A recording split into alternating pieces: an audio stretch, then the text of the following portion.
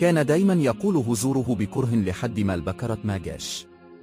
رجع من السفر على جنازة أبوها ملحقش حتى يودعه. وقف قدام القبر ساكت كأن كل الكلام اتدفن معه. الليل كان طويل والندم أشد من الوحدة. شافها في المنام أبوه جاي له ببسمة فيها عتاب وحنين. حضنه حضن ملوش صوت بس فيه ألف كلمة مسموعين. صحي على دموعه قام توضى وصلى يمكن يلحق نفسه. قعد جنب أمه مسك أيدها.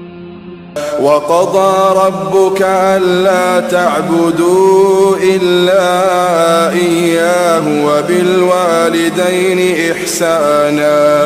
وبالوالدين إحسانا إما يبلغن عندك الكبر أحدهما أو كلاهما فلا تقل